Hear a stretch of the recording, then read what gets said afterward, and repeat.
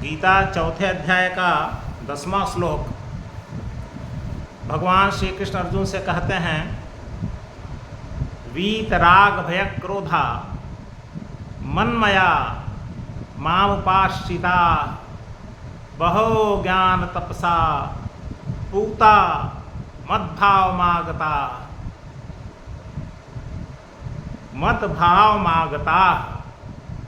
मेरे स्वरूप को प्राप्त कर लेते हैं। मद्भावम आगता, मेरी भावनाओं को, मेरे स्वरूप को प्राप्त कर लेते हैं। किस प्रकार के लोग कह रहे हैं कि किस प्रकार के पुरुष मुझे प्राप्त कर लेते हैं या मेरे स्वरूप को प्राप्त कर लेते हैं? तो वीत राग भय क्रोधा, जिनके अंदर से राग भय और क्रोध समाप्त हो गया हो। मनमया, जो मुझ में लीन हो गए हों। माम उपाश्रिता, जो मेरे आश्रित हो गए हों, अपने को पूर्णतया हमें समर्पित कर दिए हों। ज्ञान तपसा पूता, जो ज्ञान रूपी तप से पवित्र हो गए हों। तो चार प्रकार के लोग वीत राग भय क्रोध, राग भय क्रोध से जो रहित हो गए हों, जो मुझ में लीन हो गए हों, जो मुझे स्वयं को समर्पित कर दिए हों, मेरे आश्रित हो गए हों, और जो ज्ञान रूपी तप से पवित्र हो गए हों। ऐसे बहुत से भक्त पहले मुझे प्राप्त कर चुके हैं। तो राग भय क्रोध, राग क्या होता है? संसार और संसार के पदार्थों के प्रति आसक्ति, उनकी इच्छा, उनके प्रति आकर्षण, उनके प्रति अटैचमेंट, यही राग है। और इस राग से भय भी पैदा होता है और क्रोध भी पैदा होता है। भय तब पैदा होता है जब कोई सांसारिक पदार्थ मनुष्य प्राप्त करना चाहे और कोई उसमें आकर रुकावट पैदा कर दे। तो जो रुकावट पैदा करने वाला है, अगर वो अपने से शक्तिशाली है तो उससे तुरंत भय उत्पन्न हो जाता है। अपने से शक्तिशाली है अगर, तो भय उत्पन्न हो जाता है।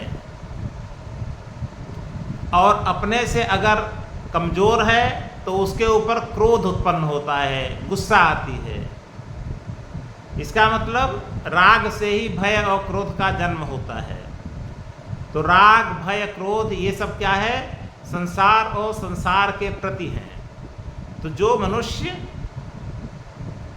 संसार और संसार के प्रति आकर्षण से मुक्त हो गया हो, और जब संसार और संसार के प्रति आकर्षण से मुक्त हो जाएगा तो इसका मतलब उसका आकर्षण कहाँ हो जाएगा? भगवान के प्रति हो जाएगा। तो उसमें न भय होगा न क्रोध होगा।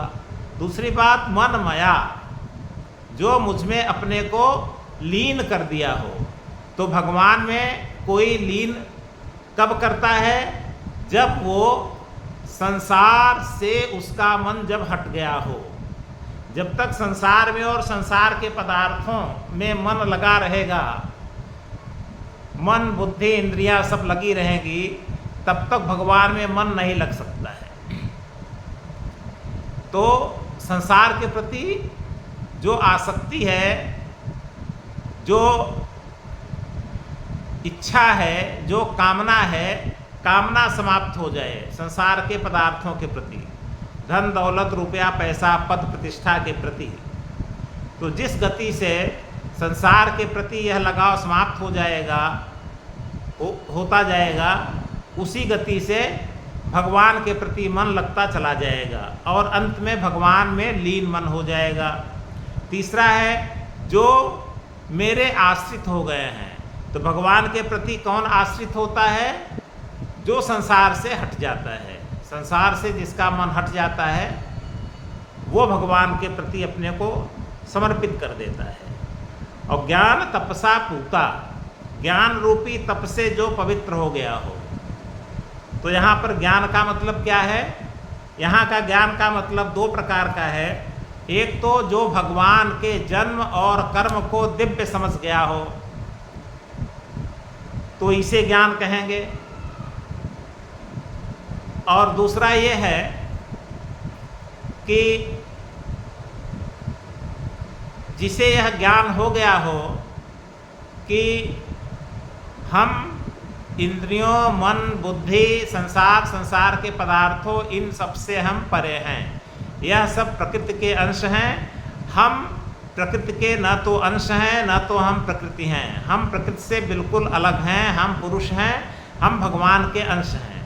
जिसमें इस ज्ञान का उदय हो जाएगा वह इस संसार तथा संसार के किसी भी पदार्थ को न तो अपना मानेगा, न इनसे कुछ प्राप्त करने की इच्छा रहेगा, वह कामना रहित हो जाएगा।